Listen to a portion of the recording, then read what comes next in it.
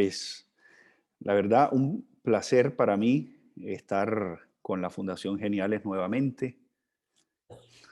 Bueno, Luis Ernesto Araujo es socio de CLA Consulting y de Prestigio Formación Ejecutiva, con amplia experiencia en desarrollo de equipos directivos efectivos y adaptativos, culturas organizacionales adaptativas y formación de liderazgo para la toma de decisiones, mirada sistémica y movilización del cambio. Miembro del Steering Committee, no sé cómo se pronuncia bien, del Aspen Institute Colombia y asesor de Concordia a nivel mundial. Ha sido secretario general de la Alcaldía de Cartagena, presidente ejecutivo de Turismo de Cartagena, ministro consejero de la Embajada de Colombia en Washington, entre otros. Luis Ernesto fue profesor asistente del curso Leadership Inside Out del doctor Ronald Heifetz de la Universidad de Harvard. Es abogado de la Universidad de los Andes, Bogotá, y MPA y Mason Fellow de la Universidad de Harvard. Muchas gracias, Luis Ernesto. Sé que es un gran privilegio tenerte aquí con nosotros. Como les decía antes, para mí es un placer estar con ustedes. Este es para mí un espacio muy especial por tratarse de la Fundación Geniales, por tratarse de personas con muchos vínculos con Cartagena, por tratarse también de la temática de la que vamos a hablar. A mí Judy me pide que hablemos de liderazgo adaptativo en estos espacios y, y para ello yo quisiera enmarcarlo hoy un poquito distinto a lo que hicimos en marzo, ¿sí? Y más bien comenzar con algunas ideas, algunas provocaciones si se quiere, y que esas ideas y esas provocaciones nos permitan irnos adentrando en una conversación, eh, también al ritmo que la quieran ustedes y siéntanse libres de interrumpirme si lo consideran, hacer las preguntas cuando quieran. La verdad, en una conversación que espero que sea muy fluida, sin mucho protocolo. Y el liderazgo adaptativo está íntimamente relacionado con los procesos de transformación y por eso quiero hablarles básicamente de lo que pudiéramos decir que son dos condiciones y dos desafíos, o sea, cuatro ideas básicas en este espacio. La primera idea, ¿sí?, es que estamos viviendo una profunda transformación social en muchos ámbitos, ¿sí? Esto casi que en un momento como el actual prácticamente no hay ni que explicarlo, pero vale la pena, sí, tener en cuenta que lo social incluye también lo económico, lo político, lo empresarial, lo medioambiental, es decir, estamos inmersos en un proceso de cambio en muchos sentidos, lo tecnológico también. Y aunque estamos inmersos en esa realidad, realmente el ser humano está prácticamente diseñado o eh, su, sí, su default, su estándar básico es tratar de estar en equilibrio, es decir, tratamos de operar desde nuestros pilotos automáticos. Ese piloto automático tiene que ver mucho con estar en equilibrio.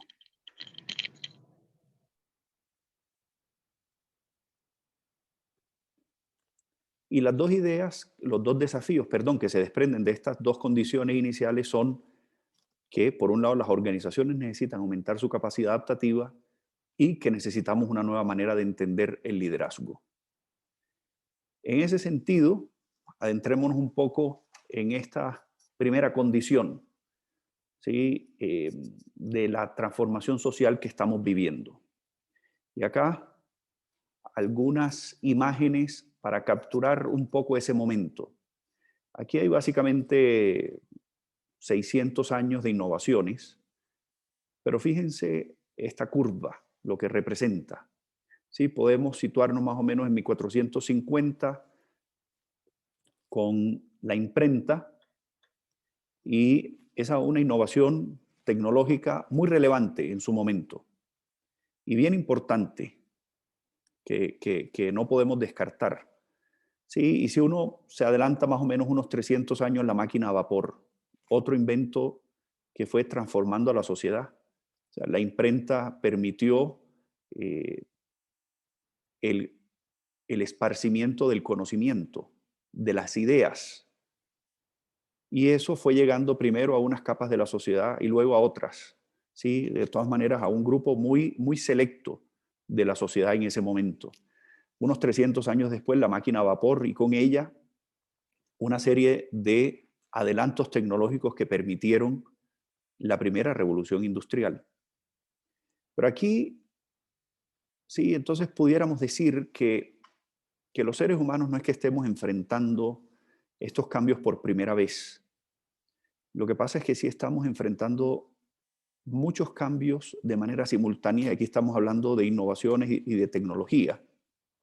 Y aquí empieza a pasar algo muy interesante a partir de esta curva que se conoce como la ley de Moore. Gordon Moore fue quien describió el fenómeno de cómo los microprocesadores iban incrementando su capacidad cada 18 meses y disminuyendo su precio a la mitad, más o menos en el mismo periodo de tiempo.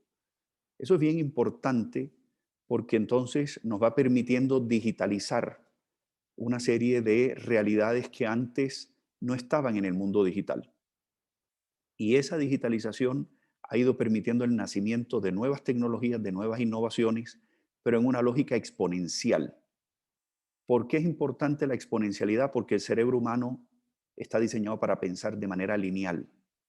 Si yo digo que voy a dar 30 pasos en línea recta, ¿sí? Y estoy parado, háganse de cuenta que estoy parado, no sé, en el estadio Jaime Morón en Cartagena, ¿sí? En medio de la cancha, y digo voy a dar 30 pasos.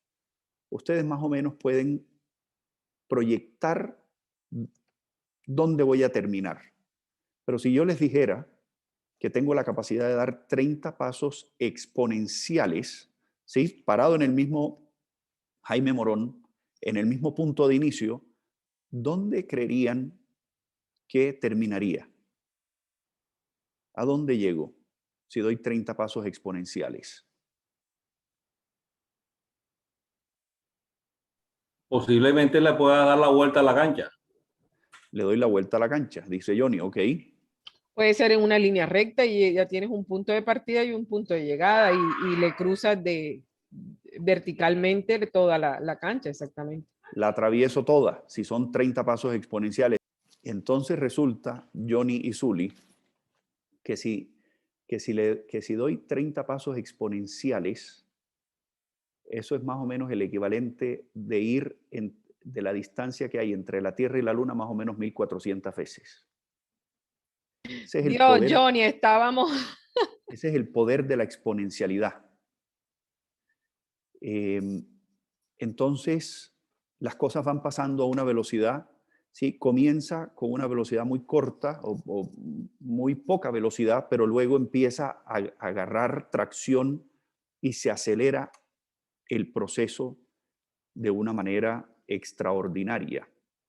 Y hay que tener en cuenta entonces, fíjense, ya no estamos hablando de la imprenta, de la máquina a vapor, ¿sí? Y esto también tiene un punto de inflexión con la entrada en funcionamiento de los teléfonos inteligentes, particularmente el iPhone, por la cantidad de data que genera.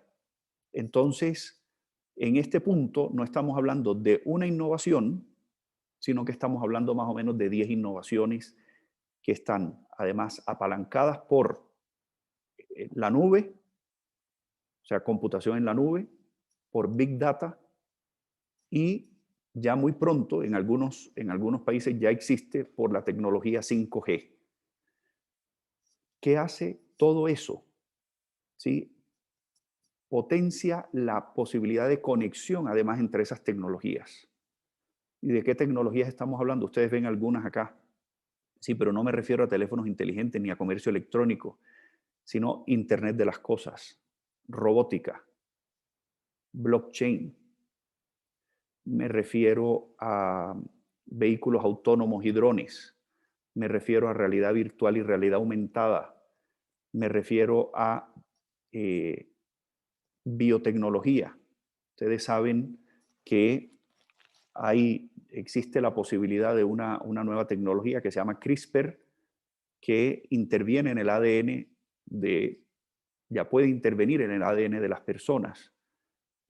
Hace más o menos 2 años, en la China, esto tiene muchos cuestionamientos éticos, no lo estoy validando, les estoy contando. En la China, esto generó además mucho rechazo de la comunidad médica también, ¿sí? No solo de la comunidad en general, sino de la comunidad médica. Intervinieron el ADN de 2 gemelas en el vientre de la madre para que cuando nacieran fueran inmunes al virus del VIH. ¿Sí? Esto es, entonces, situaciones que se están presentando. Otra tecnología, la impresión 3D. Otra tecnología, la energía fotovoltaica. Ustedes dirán, Lue, pero ¿eso por qué es relevante? ¿Cómo se combina eso con la exponencialidad? Lo que se pueda digitalizar entra en la curva exponencial. Eso es lo que pasa. Entonces, la música inicialmente no se podía digitalizar, ¿sí? Y cuando se pudo digitalizar, entró en la era de la exponencialidad.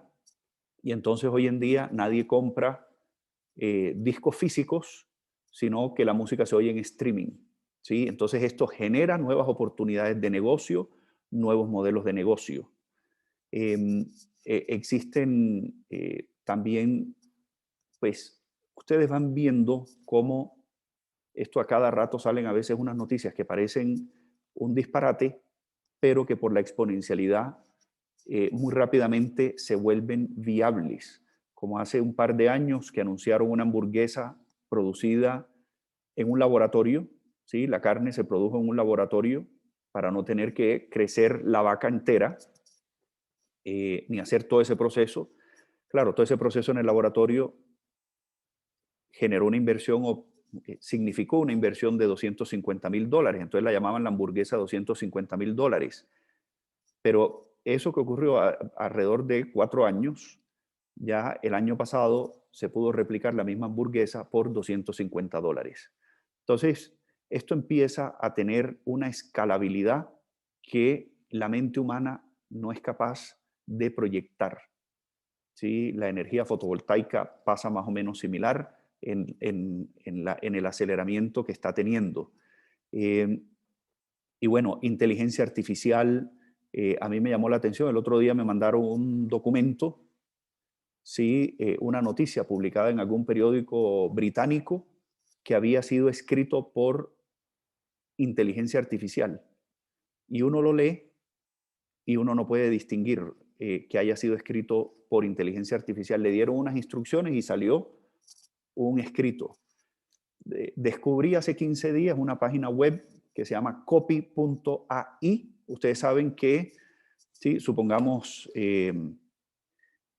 Aguas de Cartagena quiere lanzar una campaña, típicamente hay que contratar a alguien que escriba los textos de esa campaña, ¿sí? O incluso, supongamos que es una campaña por Instagram, entonces el parrafito que va a salir abajo de la imagen, alguien lo tiene que escribir, toca contratar a una persona para hacerlo. Pues esta página que se llama copy.ai, AI de Artificial Intelligence, escribe esos textos por uno.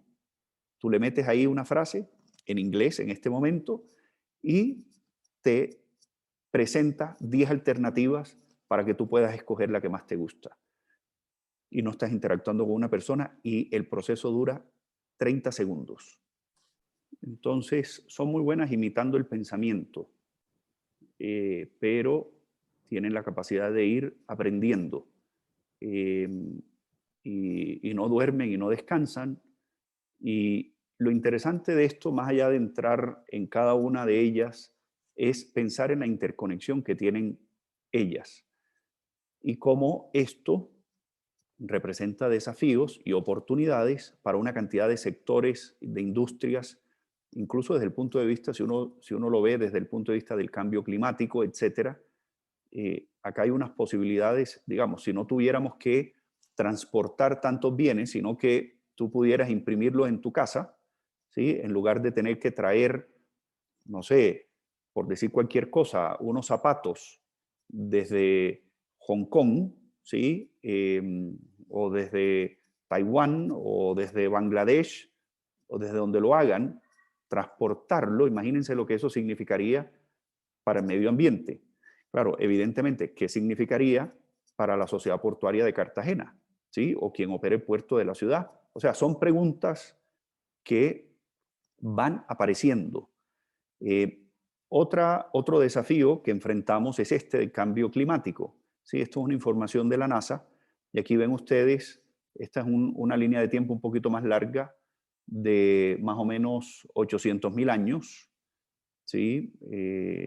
Y ustedes se dan cuenta los niveles de dióxido de carbono, ¿sí? Lo más alto que habían estado en algunos periodos de tiempo en 1950 y dónde están en estos momentos, con lo que sabemos que eso puede significar. Y trayéndolo un poquito más cerca, ¿sí? Aquí unas imágenes también siendo provocador del país, ¿sí? Sin algunas imágenes del país, que yo sé que están pequeñas, pero esta primera imagen es una representación de cómo al Valle del Cauca y el sur del país le ha costado más de $1 billón semanales los paros y bloqueos, cómo el país está vacunando a personas todos los días, ¿sí? O sea, trayendo aquí a colación estos temas de las manifestaciones, del paro, de los bloqueos, trayendo a colación estos temas de la salud. Es decir, estamos inmersos en un conjunto de desafíos cotidianos. Lo que ha pasado con la inversión extranjera en Colombia desde el año 2010, aquí ven ustedes también unos sub y bajas, lo que ha sido la tasa de desempleo en los últimos 10 años, para no tener una mirada tampoco tan corta, y acá desde el año 75, el Producto Interno Bruto de Colombia y el impacto evidentemente de la pandemia. ¿Sí? Todas estas situaciones para soportar esta idea de que estamos inmersos en un momento de cambio social. Y eso empieza a tener implicaciones en las organizaciones. Pudiéramos decir que la organización como la conocemos tiene sus antecedentes en la era industrial. ¿Sí? Estas imágenes que ven ustedes a la izquierda. Allí comenzó además la disciplina del management y muchas de las ideas que tenemos sobre liderazgo están ancladas en esa mirada de la era industrial. Pero la era industrial era una era muy particular, porque de todas maneras, si uno se pone a comparar con la realidad de hoy en día, pues primero no teníamos las tecnologías de las que hemos hablado, eso no existía, nuestra capacidad de estar interconectados tampoco era como la vivimos hoy en día, pero adicionalmente un punto de reflexión bien importante es la tasa de alfabetización de los países era muy baja, aún en la era industrial. Entonces, no en vano, de pronto, ¿sí? Estábamos en una lógica muy jerárquica donde las organizaciones decían, pensamos arriba y ejecutan abajo. Y acuñada en una famosa frase de Henry Ford tuvo muchas otras frases más afortunadas que esta, pero dicen que Henry Ford dijo, si necesito un par de manos, ¿por qué un cerebro tiene que venir adherido? Y algunas personas, ¿sí? Han ido acuñando de todas maneras una mirada que es, si necesito un par de manos y un cerebro, ¿por qué las emociones tienen que venir adheridas? ¿Sí? ¿Por qué vienen con el corazón aquí a la oficina? Que lo dejen afuera. Y comenzamos a ver una nueva dimensión organizacional, que son estas imágenes que ven ustedes a la derecha. ¿Sí? Ya no una jerarquía, ya no una uniformidad, sino más bien una diversidad. Es llamativo, sí, pero esta imagen de la izquierda ustedes ven puros hombres. Acá ya empezamos a ver mujeres. ¿Sí? El rol en la sociedad empieza a cambiar. aquí líneas de producción, sí, obviamente esa película de Chaplin, Tiempos Modernos, y vemos en cambio una era digitalizada, redes sociales, y bueno, ni que hablar de lo que estamos viviendo, que incluso somos aquí una muestra de eso con la pandemia, de cómo Zoom ha cobrado esta relevancia en estos momentos. La estructura organizacional empieza a tener también una transformación. Hemos ido de un modelo biológico a un modelo social.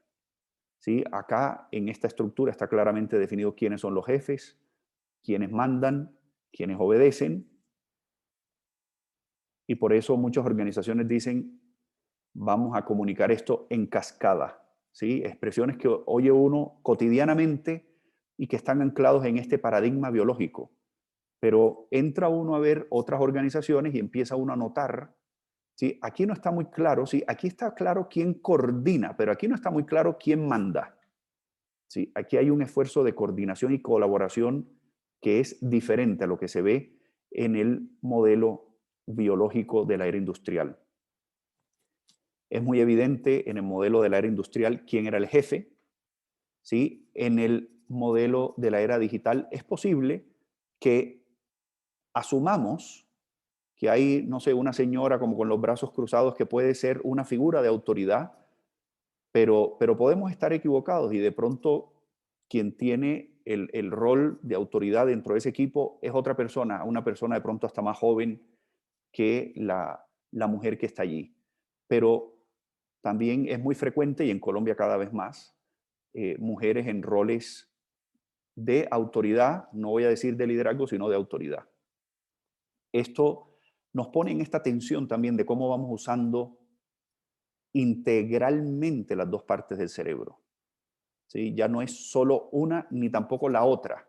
No es solo la izquierda o la derecha, es cómo vamos combinando. Y esto es lo que nos va resultando un poco más complejo. También desde el punto de vista organizacional, fíjense los valores que empiezan a entrar en tensión.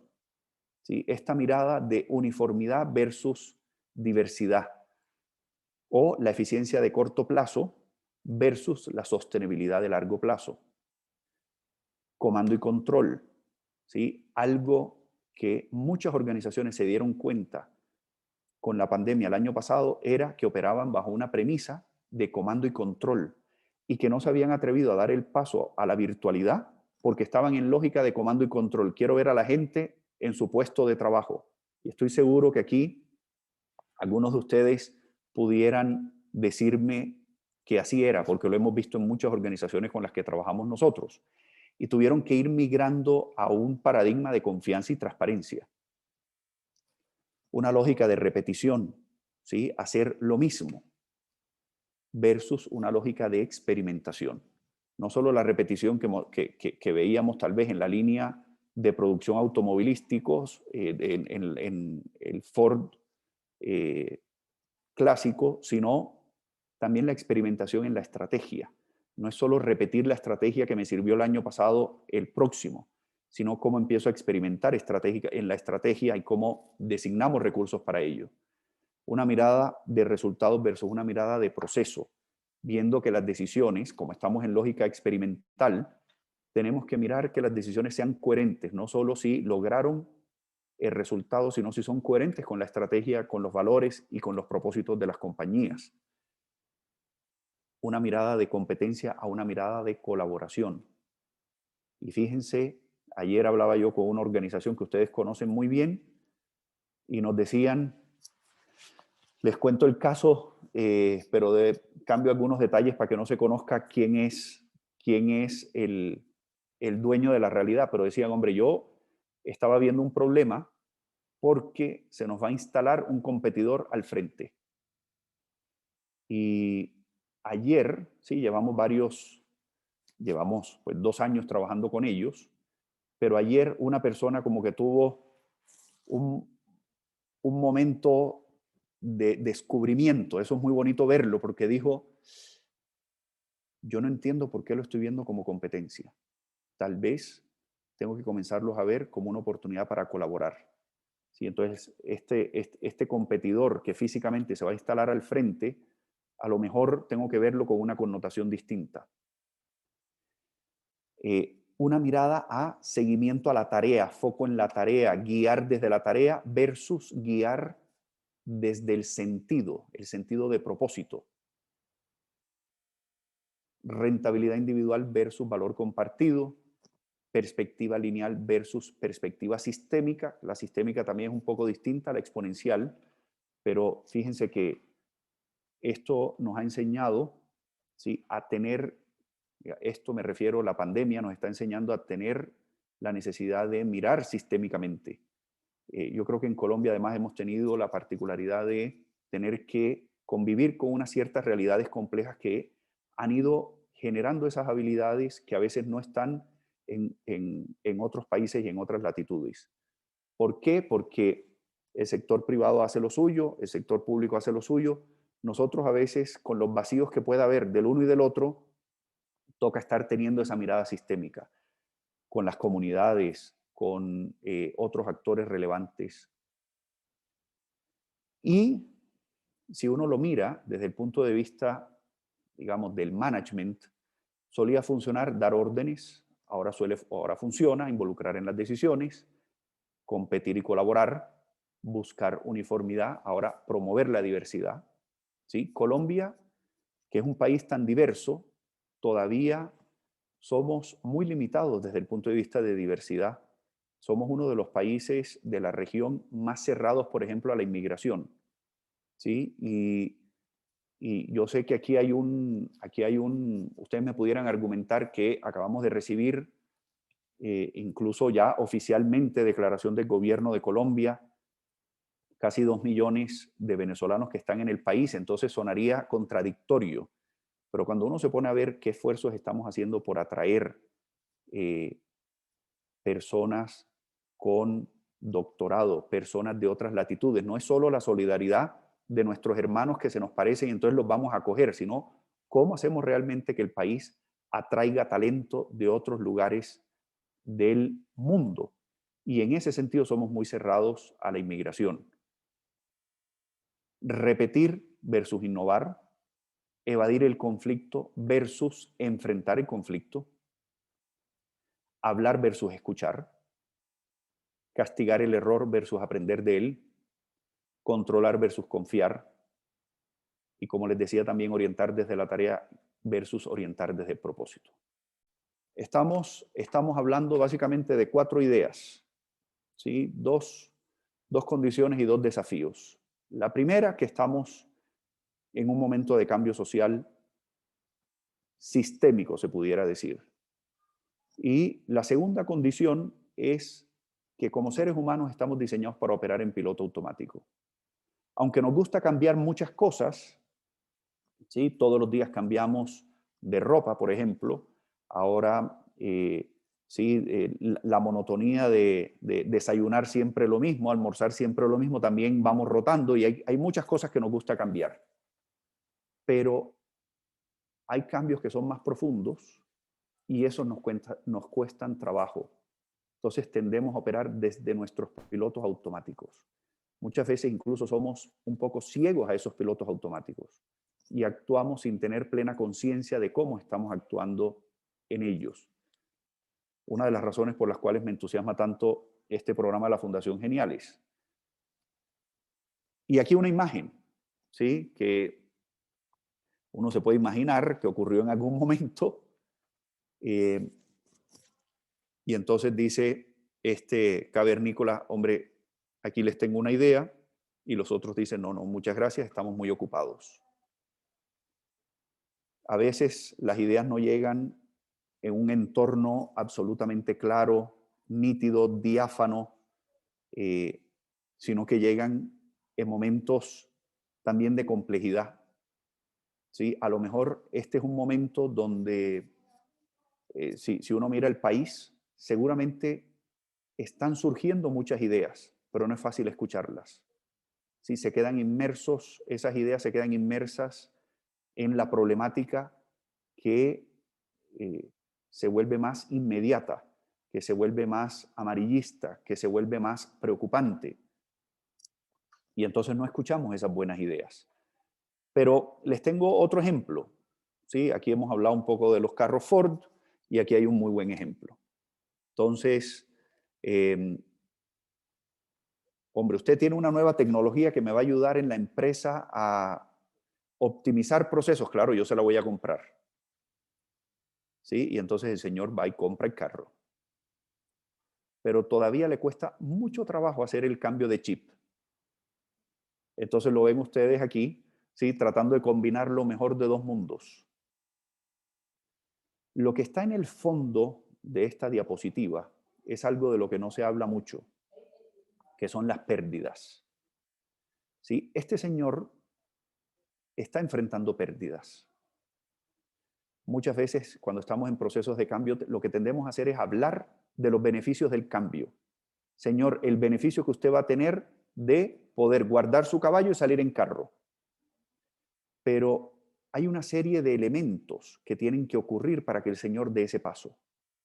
Particularmente puede tenerle miedo a un accidente y hacerse un daño.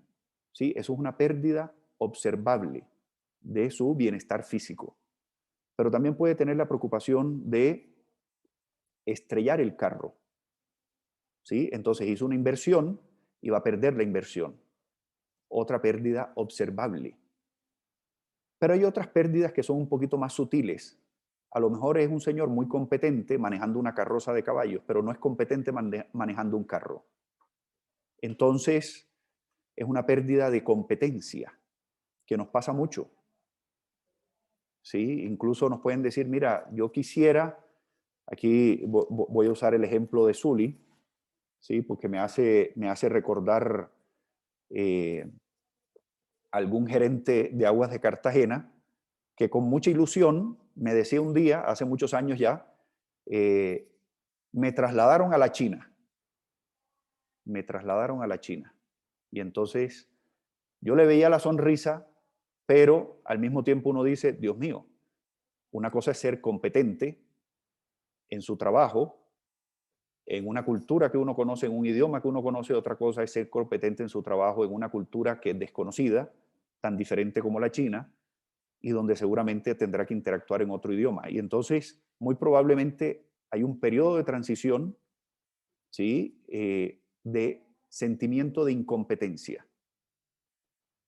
Y esas pérdidas típicamente no las ponemos de presente cuando estamos en procesos de cambio.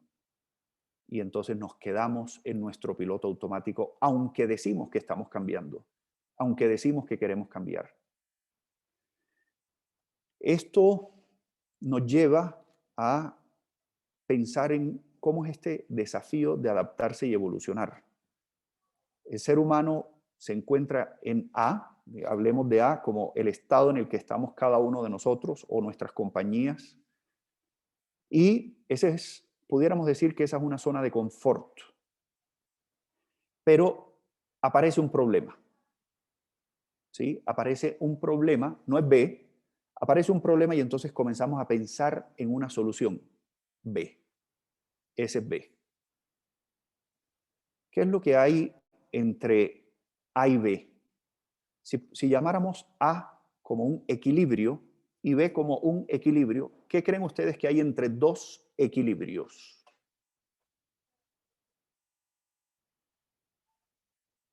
¿Qué tendrá que pasar para que podamos pasar de A a B?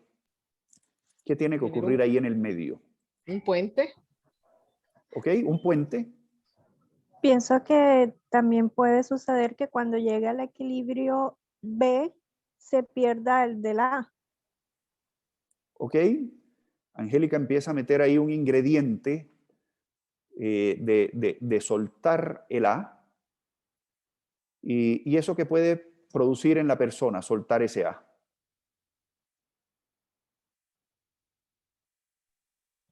Miedo, lo que usted mencionaba, la incompetencia que no pueda sentir. ¿Ok? Podemos decir que entre dos equilibrios lo que hay es desequilibrio. Desequilibrio. Particularmente cuando estamos hablando del desafío de adaptarse y evolucionar. ¿Sí? Una cosa, digamos, yo puedo pasar de A a B muchas veces en el día, en situaciones rutinarias, donde no hay desequilibrio. Digamos, son las 6 de la mañana, ¿sí? Estoy en A, tengo hambre y pienso en B, un desayuno. Pasar de A a B es rutinario, ¿sí? No produce desequilibrio, eso es lo que llamamos un reto técnico. Pero cuando estamos hablando del desafío de adaptarse y evolucionar, lo que hay en el medio es desequilibrio. ¿Y qué ocurre cuando a veces el B no es tan claro? Como por ejemplo, ahora mismo no es tan claro cómo vamos a salir de este paro, de estos bloqueos y de estas manifestaciones. ¿Sí? Hay muchas personas trabajando, hay mucho desequilibrio. ¿Sí? Hoy se ha sentido incluso de manera mucho más directa sobre Cartagena. Yo no estoy en Cartagena físicamente, pero oigo y leo chats y comparto con amigos que están en la ciudad, y algunos pudiéramos decir que están en un nivel de desequilibrio por encima de un nivel que sea tolerable. O sea, están desesperados ya. Ni hablar de Cali.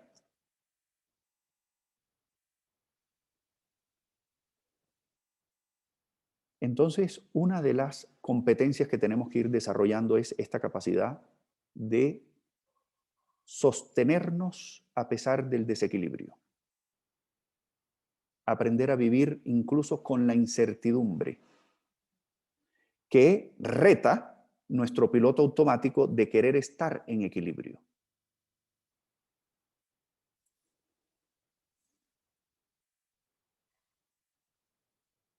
Aprender a vivir en desequilibrio. Entonces les quiero mostrar el proceso de cambio adaptativo. Como decíamos anteriormente, estamos en A y aparece un problema, un desafío. Aquí lo ven ustedes, aparece un problema.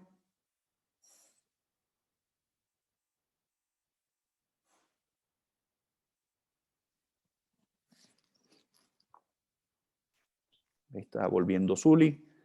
Aparece un problema o un desafío. Un problema es una brecha entre las expectativas y la realidad. ¿Sí? Eso es un problema. No, a veces le hemos dado una connotación negativa, pero no quiero darle connotación negativa. Pensar en un problema como la brecha entre las expectativas y la realidad. Entonces, eso también puede ser una oportunidad, ¿sí? Pero la palabra problema me parece que es más incluyente, porque incluye de pronto lo negativo y lo positivo. O sea, si se me espicha la llanta del carro, yo no digo tengo una oportunidad de arreglar la llanta. Típicamente uno dice tengo un problema porque se me espichó la llanta del carro. Y bueno, cuando, digamos, queremos conquistar un nuevo mercado, ¿sí? Abrirle mercado a nuestra compañía, o ¿sí? Buscar un nuevo empleo, a lo mejor ahí hay una oportunidad, pero puede que se nos presenten esas brechas entre expectativas y la realidad. Típicamente pensamos en una solución. ¿Sí? La mente muy rápidamente, incluso antes de comenzar a diagnosticar el problema, se imagina una solución. Y esto se los digo con conocimiento de causa porque pues al año nosotros hacemos formación a más de 2.000 personas y, oh sorpresa, bien interesante, cada vez que empezamos a trabajar casos reales de los participantes de los programas y los reunimos en grupos, pasa algo fascinante. Les decimos, por favor, diagnostiquen el problema. Y uno entra a los grupos de trabajo y están todos los otros participantes soltándole ideas de solución. Dice, pero ¿qué problema están resolviendo? Ni siquiera conocen el problema. Pero a mí me pasó una cosa parecida. Entonces, tal cosa, como hacemos a veces con los amigos, ¿sí? Recomendando dietas o tratamientos médicos, ¿sí? Ese proceso de automedicarnos sin incluso haber diagnosticado. Pero se piensa en una solución. Esa solución, pensémosla en B. ¿Ok? La gente percibe pérdidas. Estos punticos blancos son una representación de personas que están dentro de un sistema social y que empiezan a percibir cierta incomodidad. Y esas personas, si uno tiene una mirada sistémica y estratégica, puede comenzar a identificar patrones dentro del sistema. Y esas personas que piensan más o menos parecido frente al problema y su posible solución, las llamamos facciones. Son personas que tienen un punto de vista compartido frente al problema. Hacen parte de una facción. Pero lo que empieza a pasar es que aparecen varias facciones. Entonces, empezar el proceso de adaptación implica tiempo. Implica pasar de A a B, pero esto no ocurre de un momento a otro. Lo que se tiene que comenzar a producir es un proceso de aprendizaje entre las facciones. ¿Aprendizaje de qué nivel? Déjenme ponerles un ejemplo para que esto tenga cierto sentido. Imagínense un señor en A, ¿sí? Está en un almuerzo familiar un domingo, preparando un asado y un infarto, de repente. Entonces, un problema, ¿sí? Este señor, estábamos aquí muy tranquilos, pero la brecha entre expectativas y realidad es que puede perder la vida. Entonces lo monta uno en un carro o en una ambulancia, inmediatamente al hospital más cercano. Se piensa en una solución. En ese momento estamos en un momento de crisis, se busca un especialista, se entra por una puerta especial al hospital por urgencias, ¿sí? Hay unos protocolos y atienden al paciente. Cuando el paciente termina su tratamiento, fíjense que ahí hay una parte técnica del problema, el paciente lo sedan y no se da cuenta de la operación. Pero antes de mandarlo para su casa, el médico se sienta y le da un sermón que se le da a todos los pacientes que han tenido esa cirugía. Usted tiene que cambiar sus hábitos alimenticios, tiene que dejar de fumar, tiene que hacer ejercicio, tiene que bajarle a los estreses de su vida. ¡Ah, caramba! Eso suena muy fácil. Pero el 80% de los pacientes no sigue esas recomendaciones. Entonces uno se pregunta ¿por qué? Porque es un componente adaptativo. Cuando empieza a hacer ese trabajo, ¿sí? La solución está bien pintada. No es una solución de incertidumbre. La solución ya se sabe cuál es. Y comenzar a hacer esos cambios puede producir facciones incluso dentro de su familia. Porque de pronto el padre, ¿sí? Quiere, siguiendo las recomendaciones del médico, dice, hombre, yo voy a hacer ejercicio 1 hora al día. Pero entonces sacrifica algo, porque el día tiene 24 horas. Entonces, en lugar de ver, ¿sí? series con su esposa por la noche, sacrifica ese tiempo para hacer deporte. Entonces la esposa dice, muy bonito tú, pero ella percibe una pérdida. ¿Sí? El hijo, que le gustaba preparar asados con el papá, lo que más le gustaba eran los chicharrones, ahora resulta que tiene que aprender nuevas recetas. La hija, ¿sí? Esta es una familia que le fascina cocinar, que le fascinaba hacer postres, ya no puede hacer postres con el papá. Empiezan a percibir pérdidas. Típicamente de eso no se habla. Típicamente las pérdidas se vuelven un elemento tabú, porque, hombre, ¿cómo voy a hablar yo de los postres que a mí me gusta de preparar con mi papá y de lo que me gusta preparar pudines, ¿sí? Cuando estamos tratando de salvarle la vida? Pero la pérdida se percibe real. Entonces aparecen facciones y esto es un proceso de aprendizaje. Imagínense la familia aprendiendo. No todo sale bien a la primera. Se intentan distintas alternativas. De pronto hay discusiones alrededor del tema. Esas discusiones producen tensión, producen evasión, que son producto del desequilibrio. ¿Por qué? Porque los sistemas sociales prefieren estar en equilibrio que en desequilibrio. Entonces preferimos evadir en lugar de enfrentar. Pero si el proceso sigue adelante, se produce cambio y conservación. es decir, aprendizaje. Se da uno cuenta que lo que están cambiando en esa familia es de pronto el 1% y que ese cambio del 1% les permite conservar el otro 99% que es valioso para ellos. No se les está pidiendo que se separen como familia, no se les está pidiendo traslado a la China, a un sitio que no conocen, no se les está pidiendo que salgan de su trabajo actual. No están pidiendo que cambien el menú tradicional por, no sé, un menú de comida que no les gusta. Realmente son unos cambios menores. No le están diciendo que deje de comer 3 veces al día, le están diciendo que deje de comer chicharrones y que mejor sea ensalada. Desde esa perspectiva, hay mucha conservación en los procesos de cambio. Pero bueno, entonces ya hemos hablado de las 2 condiciones, ahora vamos a hablar de los 2 desafíos.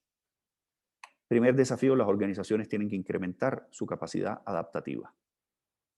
Necesitan hacerlo.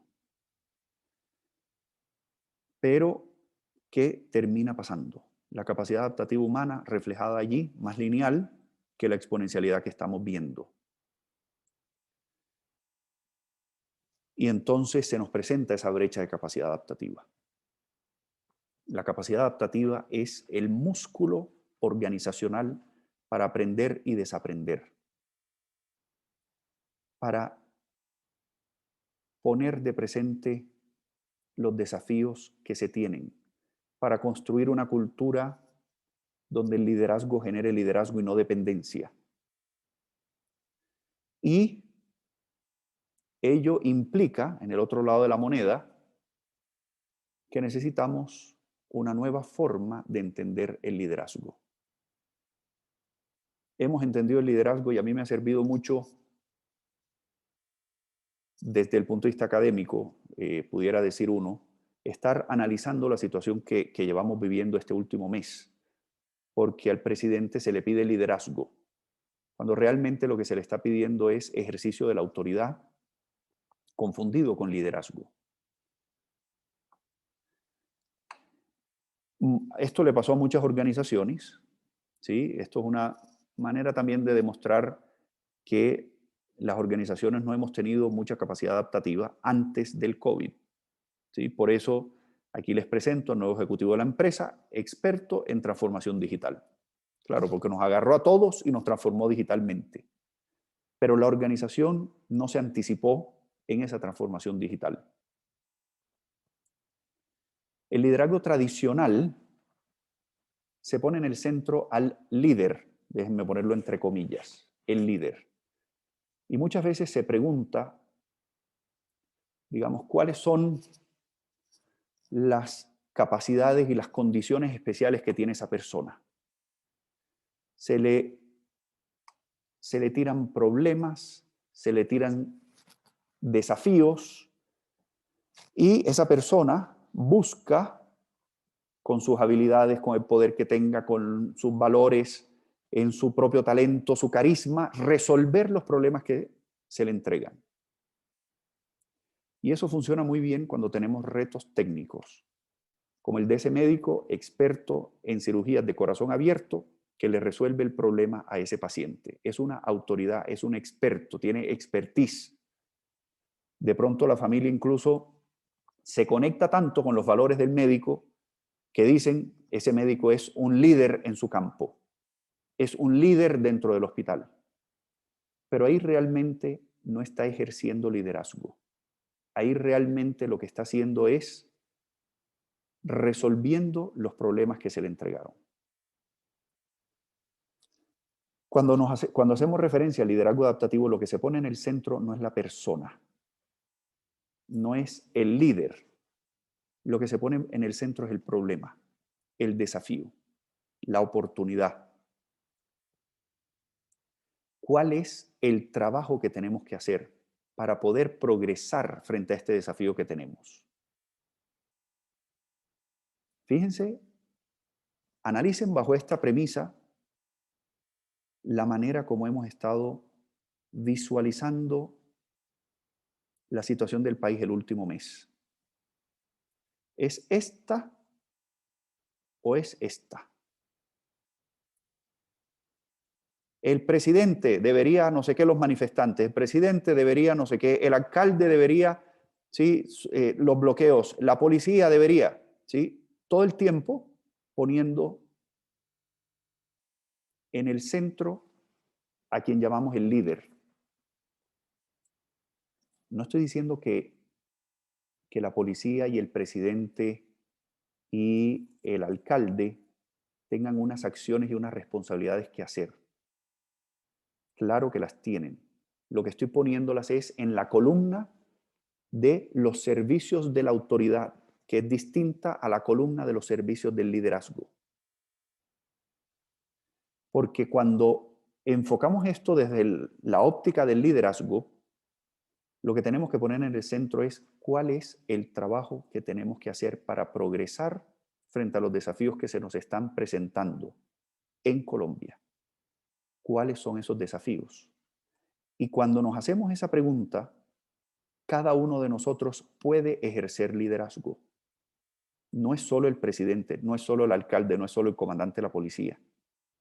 Cada uno de nosotros puede ponerse frente al problema con otros y comenzar a decir qué tenemos que aprender para poder progresar, para poder pasar de A a B, para poder no necesariamente resolver el desafío, sino para poder progresar frente a él.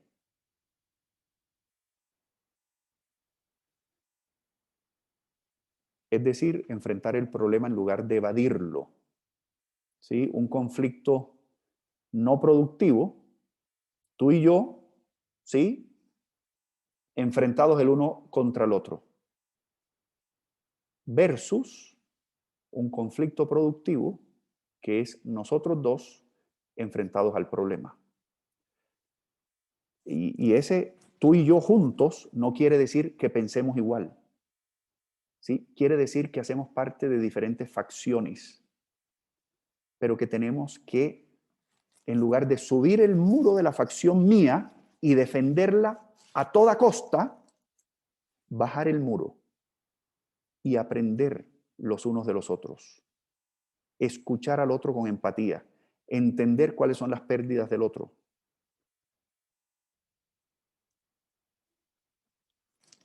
Para finalmente plantearles estas nociones.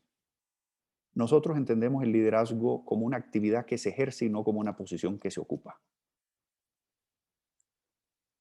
Además, que consisten en generar progreso en un grupo, movilizándolo más allá de su equilibrio, sacándolo de su equilibrio, de su zona de confort, lo cual es desafiante porque la gente se resiste a las pérdidas. Puede ejercerlo cualquier persona y en variadas circunstancias. Yo estoy seguro que ustedes están viendo esos chats y uno se pregunta, ¿qué puedo hacer yo? Y dentro de ese chat, cada uno de nosotros puede ejercer liderazgo. Pero la verdad, estamos en una zona de desequilibrio tan alto que estamos metidos en un diálogo de trincheras, en lugar de estar metidos en un diálogo generativo, que es el que propone esta mirada de liderazgo. Es riesgoso porque exige enfrentar a las personas con los problemas en lugar de evadirlos. Y cuando hacemos eso, lo que estamos es enfrentando a las personas con las pérdidas.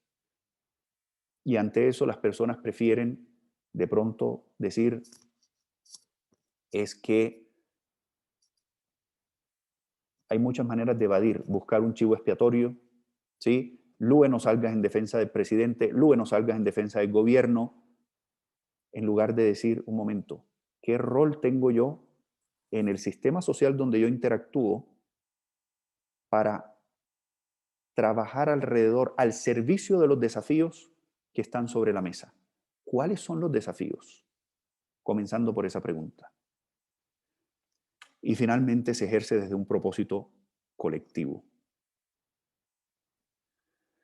Entonces, hemos visto aquí dos caras de la misma moneda, la capacidad adaptativa, perdón, la capacidad adaptativa como la capacidad para vivir en desequilibrio y el liderazgo adaptativo como la capacidad de generar y sostener a las personas en el desequilibrio. Yo sé que ha sido una hora intensa, conceptualmente, posiblemente desafiante, pero aquí me quedo callado yo y abrimos la conversación. Es fascinante cuando uno ve la estructura del comentario tuyo, porque entonces, si yo te pregunto, ¿cómo lo vas a hacer?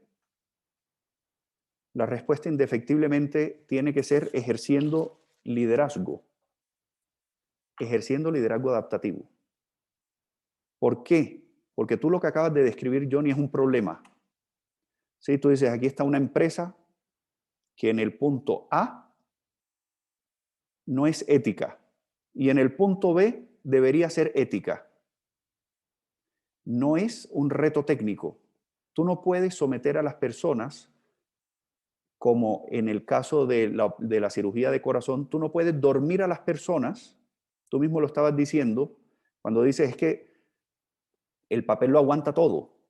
Claro, tú no puedes dormir a las personas y que la empresa se vuelva ética. Eso requiere un proceso de aprendizaje que trasciende lo que está escrito en el papel.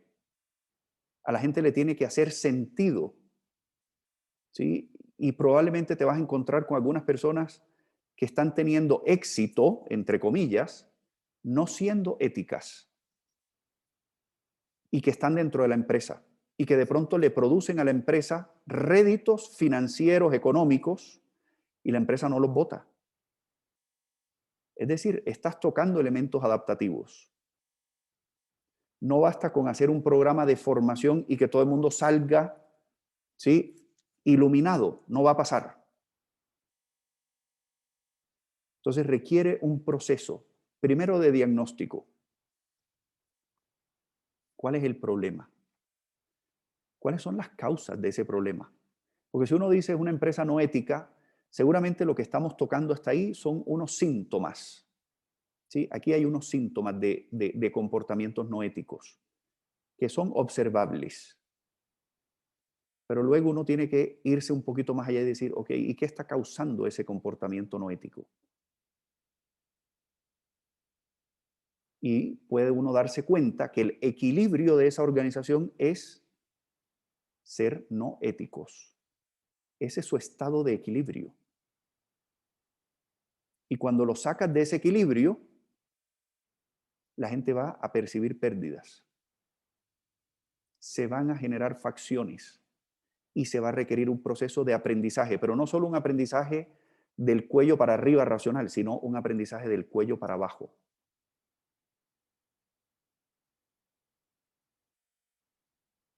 Que, hablando de falta de ética y de problemas de corrupción, por ejemplo, y de cumplimiento, puede uno ver la situación de la ciudad de Cartagena.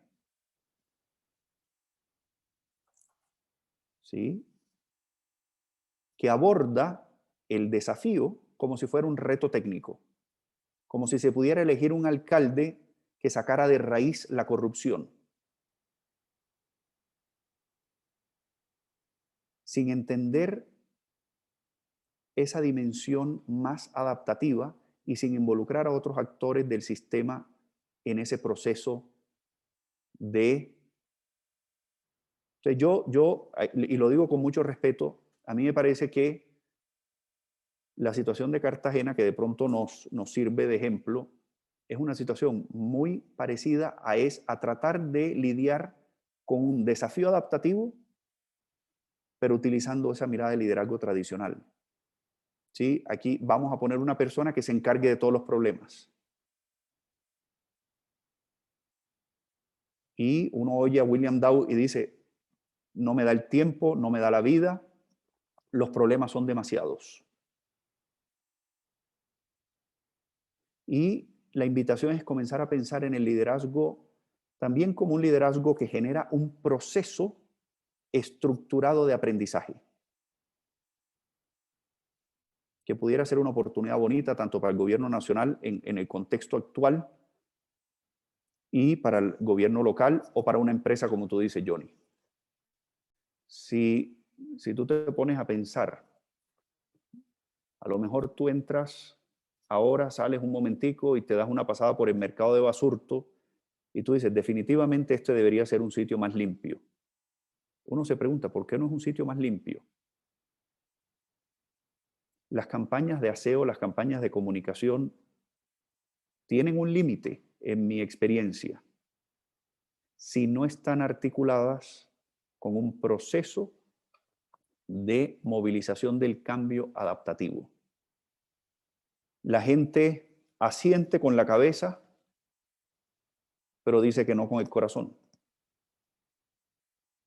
¿Por qué? Porque es más fácil evadir que enfrentar el trabajo adaptativo. Porque si lo evado, me evito las pérdidas. Y si lo enfrento, me toca enfrentar las pérdidas. Lo que nosotros hacemos, ¿sí?, con organizaciones de toda índole es precisamente ayudarles en ese proceso de cambio. Y evidentemente implica procesos de cambio cultural. Esto impacta en la cultura de las organizaciones sí o sí, pero no basta con hacer un proceso, aunque sea muy participativo. Yo les iba a poner ahí el ejemplo de Ecopetrol, porque Ecopetrol, sí, pero preferí abrir la conversación. Ecopetrol diseñó una nueva estrategia para la próxima década. Es evidente que el mundo está muy preocupado por el cambio climático y que es necesario que lleguemos a 0 emisiones netas. Entonces, Ecopetrol se plantea una nueva estrategia para la próxima década y a partir de allí dice, ¿sí?, haciéndole caso a una frase muy conocida de alguno de los gurús del management, Peter Drucker decía, la cultura se come la estrategia de desayuno. ¿Sí? En el desayuno se come la cultura, se come la estrategia. O sea, la cultura realmente es la habilitadora de la estrategia.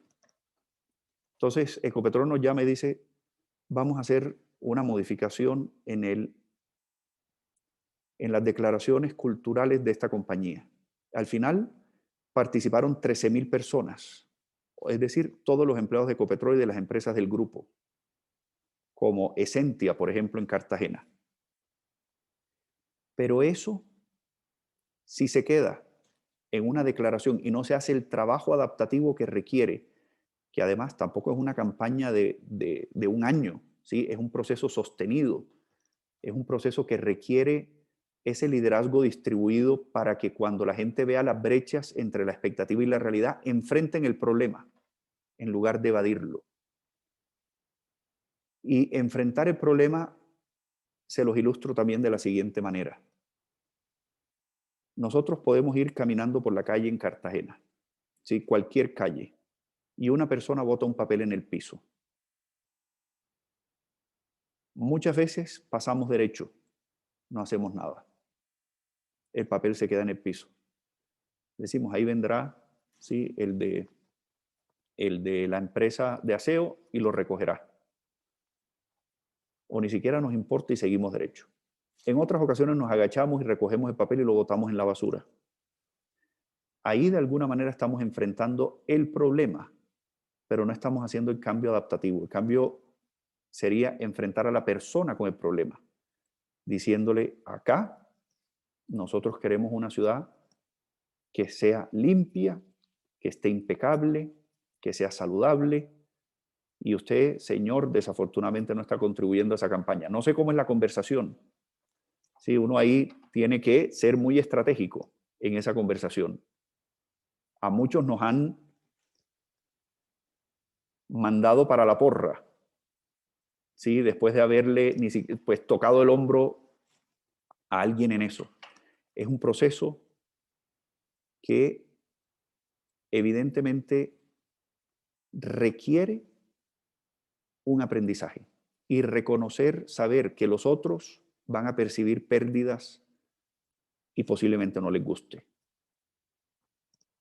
No sé si alguien más tiene preguntas, comentarios, observaciones, reflexiones, y todas están bienvenidas.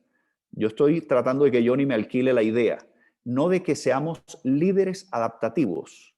¿Sí? Ya Ese te no es el tomé la mensaje. idea, ya te la tomé, gracias. El mensaje no es, yo era un líder tradicional, ahora voy a ser un líder adaptativo. Es porque aquí yo no quiero transmitirles la noción de el líder. ¿Sí? Yo estoy diciendo que cualquier persona puede ejercer liderazgo. Eso es una acción que se ejerce. Es una actividad que se hace. No es una condición que se es por un rol, por un cargo, por un conocimiento, por una serie de características o de adjetivos que le peguen a la persona. Es la actividad que se ejerce. ¿Sí? Movilizar a las personas para que progresen y enfrenten los problemas en lugar de evadirlos. Gracias, Luis Cecilio, Ernesto. La verdad adelante. que entré en un proceso de reflexión, te escuchaba y en ese proceso de reflexión ya podemos suscribir el contrato de arrendamiento. Insisto, ¿sí? No me compren estas ideas, pero alquílenmelas un ratico, porque es bien relevante separar dos nociones. ¿Sí? Y cuando uno lo hace, empieza a descubrir que hay una cantidad de riqueza en lo que uno puede extraer al separar estas dos nociones. Y los conceptos son autoridad y liderazgo. La autoridad es, desde este marco conceptual que yo les estoy compartiendo hoy, la autoridad es como un contrato de prestación de servicios. ¿Sí? Quien trabaja en el gobierno lo entiende bien y tú lo expresabas. Unas personas le entregan poder a otras a cambio de un servicio.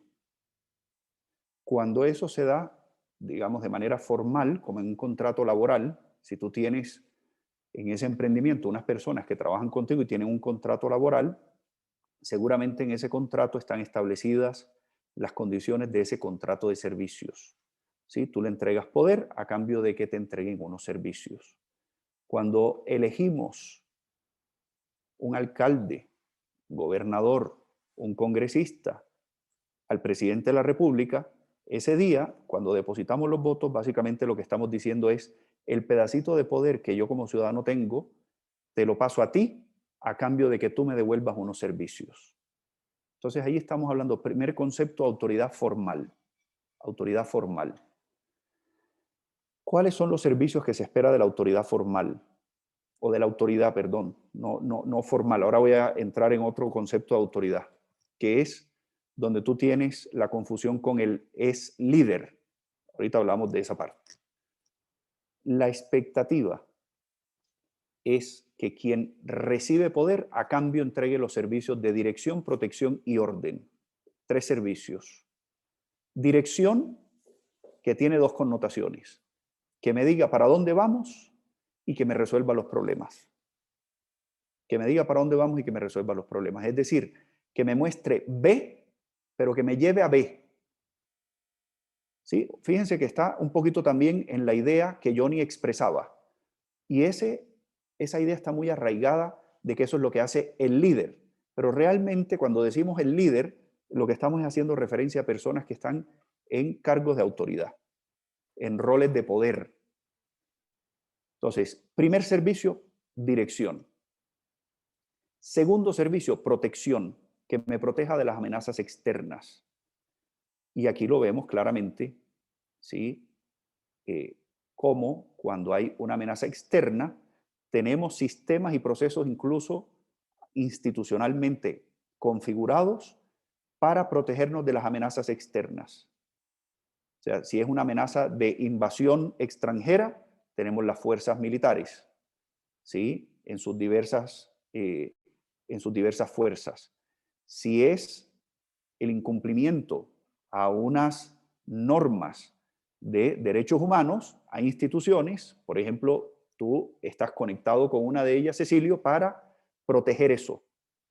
Al mismo tiempo, si me están haciendo un daño en mi propiedad, tengo la expectativa de que la policía me lo proteja. Y si no lo puede hacer la policía, después lo llevo ante un juez para que me proteja. ¿Sí? Todos estos son servicios de la autoridad. Protección. En una oficina se da en una manera mucho más chiquita también, y ustedes lo han vivido. A veces está uno en una reunión, puede ser hasta una reunión de Zoom, y de repente se mete en la sala alguien que de pronto como que no corresponde. Todo el mundo mira al jefe de la reunión, esperando que nos proteja el espacio que tenemos ahí para tener una reunión. Seguramente esa persona interrumpe y dice, mire, creo que se equivocó de sala, ¿quién necesita? Y la persona se va.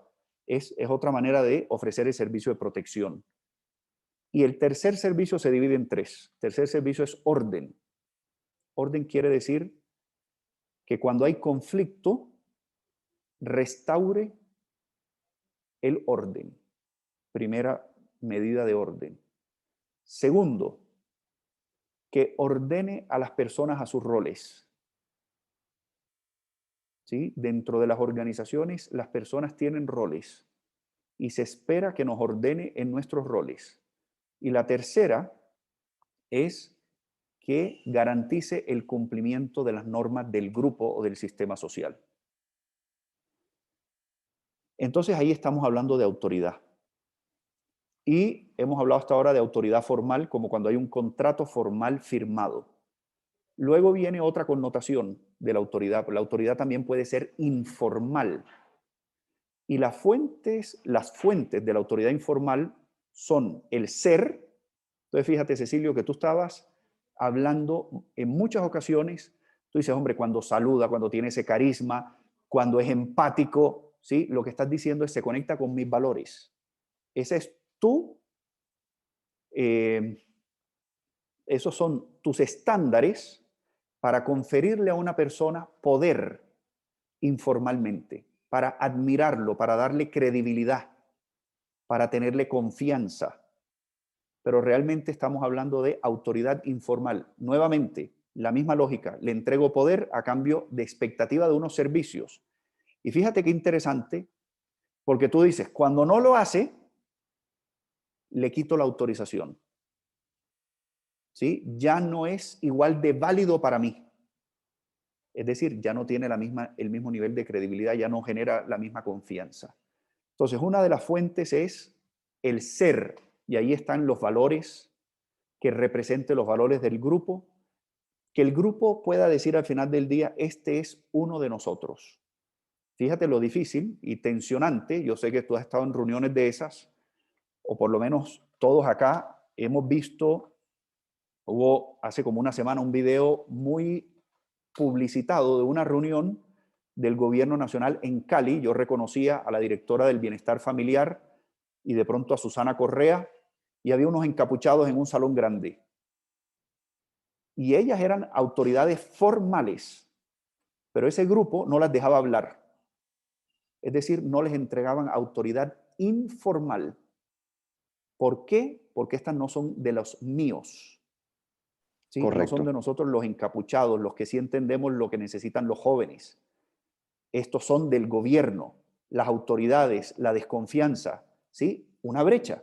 Yo no estoy diciendo que eso esté bien, estoy ilustrando con un ejemplo. La autoridad informal tiene otra fuente que es el hacer. Hacer de manera competente mi trabajo genera autoridad informal dentro de la organización. Resolver problemas dentro de la organización genera autoridad informal. Y finalmente, tener. Si yo tengo recursos que otros necesitan, eso me da autoridad informal. Entonces, el mismo contrato de servicios, pero con esas dos connotaciones. Otra manera de ver la autoridad informal es, ahí está el presidente de la República, ¿sí? Llámese como se llame, Iván, Juan Manuel, Álvaro, Andrés, pónganle el nombre que quieran, me sirve el ejemplo. Los poderes de la presidencia son los mismos, sea quien sea el que esté sentado allí. Obviamente hay unos cambios, pero eso se hacen constitucionalmente, etcétera, etcétera. Pero los poderes son los mismos. El presidente de la República puede sancionar leyes, puede vetar las leyes, puede volverlas a mandar al Congreso, puede convocar etcétera, etcétera. ¿Sí? En la Constitución están clarísimos los poderes del presidente. Pero los presidentes también tienen otra cosa que se llama la popularidad.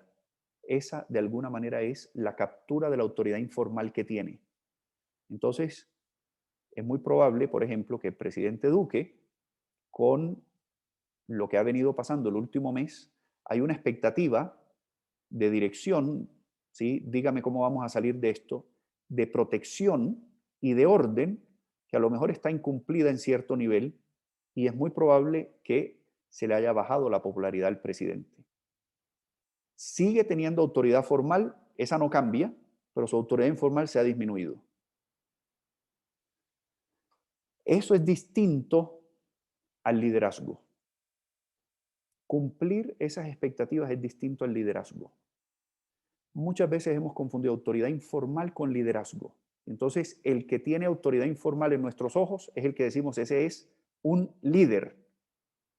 Y yo les estoy tratando de decir, está bien, pero yo no hablo de fulano de tal, es líder. Yo miro a la persona y digo, frente al desafío que representa, no sé, la falta de educación pública de calidad en Cartagena. Entonces yo me pregunto, si ese es un desafío real, la educación pública de Cartagena es de pésima calidad. Entonces, frente a ese desafío, ¿cuánto liderazgo está ejerciendo el alcalde? Pero también me puedo hacer esa pregunta, ¿cuánto liderazgo estoy ejerciendo yo? Es decir, ¿cuánto estoy enfrentando a las personas que tienen que ver con ese problema, con el problema? Pero no es solo diciéndoles que nos falta calidad, sino, un momentico, no hemos llegado al nivel de calidad porque propositivo. y aquí hay una facción de FECODE que se opone a X, pero aquí hay otra que está a favor de tal cosa, pero aquí hay unos padres de familia que no sé qué, pero acá, o sea, es la orquestación del conflicto, si quieren verlo así, para que ese grupo se haga cargo del problema y pueda progresar frente al desafío que tiene. Eso es distinto y eso lo puede proponer un padre de familia. Uno ve, por ejemplo, a Greta Thunberg, ¿sí? Una adolescente sin ninguna autoridad formal, con autoridad informal en algunos sectores de la sociedad y sin autoridad informal en otros, pero ejerciendo liderazgo frente al tema del cambio climático. Movilizando, incomodando, sacando a la gente de la zona de confort, cuestionándolos. ¿Sí? Yo no estoy diciendo que sea el mejor ejemplo de ejercicio del liderazgo, pero ejerce liderazgo. ¿Sí? Angela Merkel el año pasado, en contraste con Donald Trump, Angela Merkel enfrentó a las personas con el problema, a los alemanes. Les digo, este es un problema y a ustedes les va a tocar lidiar con esto. Una persona en un rol de autoridad formal ejerciendo liderazgo. Pero quien está en un rol de autoridad formal también tiene limitaciones. No es tan libre como uno cree.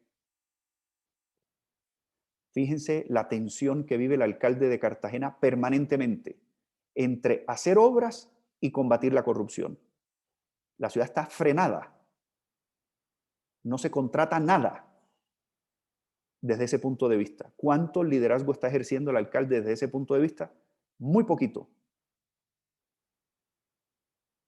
¿Sí? Ahí hay una tensión de valores. Contrato, no contrato. Se me meten los corruptos, no se me meten. ¿Qué hago? Esa tensión necesita resolverse para que la ciudad progrese. ¿Por qué es relevante, creo yo, esta mirada complementaria al liderazgo? Esto se lo digo no solo con la mano en el corazón, sino muy conectado con el propósito que me motiva a mí a estar en esto que estoy. Yo, de pronto, como Cecilio, durante los primeros años de mi vida estuve en el sector público, muy influenciado también familiarmente por buscar un camino de servicio. Me di cuenta y estudié Derecho también un poco en esa lógica. me di cuenta que las respuestas que yo estaba buscando trascendían lo que decía el papel, como lo dijo Johnny. Y que el desafío estaba un poco más en el corazón de las personas.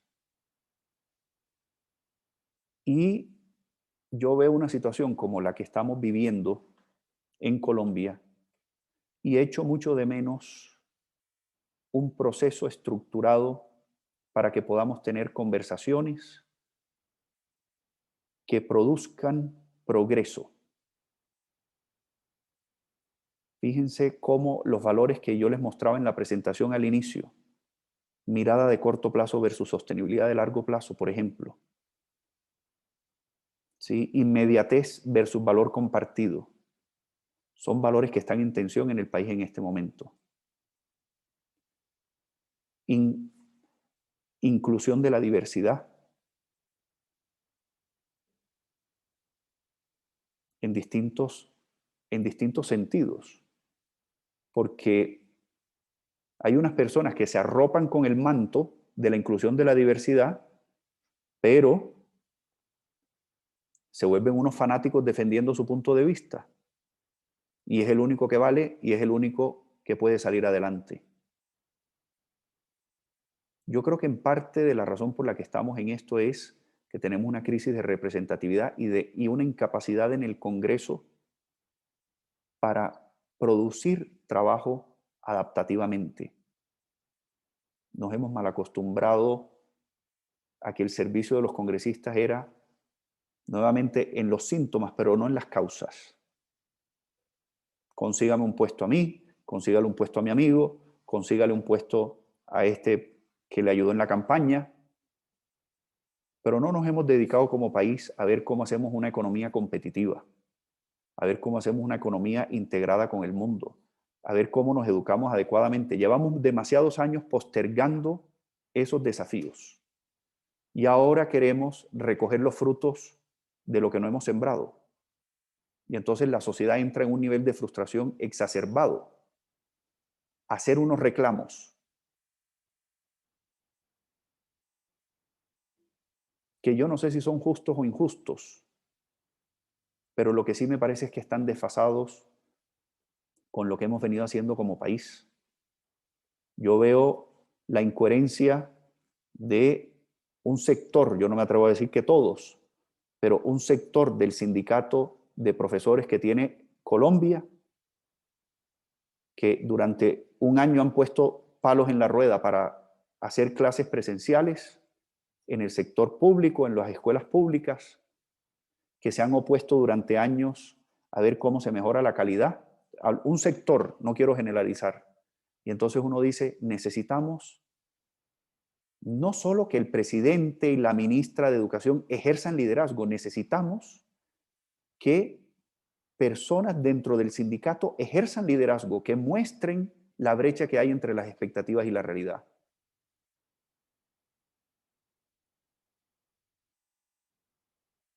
Para que ese sistema cambie. Ellos son los que tienen la información más de cerca. Necesitamos un liderazgo más distribuido. Todo no puede ser un liderazgo desde arriba solamente. Esperamos todos de la autoridad. Todos esperamos todo de la autoridad.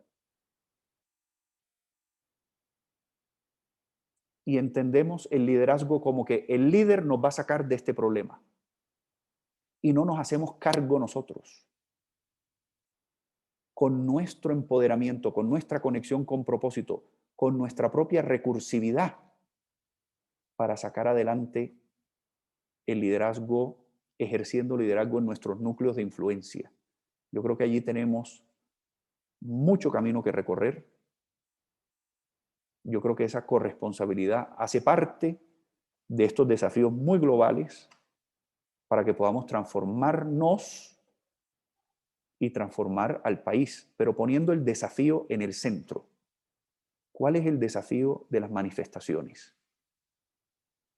Fíjense que el presidente actúa sobre los desafíos y siguen las manifestaciones. Entonces uno dice,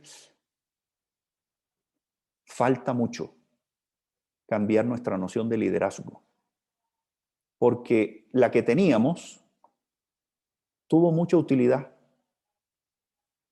pero esto es como una receta que hay que irle agregando unos condimentos adicionales para que haga sentido en el contexto que estamos hoy. Como siempre, es un placer estar con ustedes. Yo quiero hoy ser respetuoso con el tiempo, nos faltan 2 minutos, ponerme a sus órdenes y decirles que si quieren recursos adicionales de lecturas o videos o algo más para profundizar en algunas de estas ideas, siéntanse en la libertad de contactarme. Judy me contacta y yo les transmito pues lo que pueda ser útil.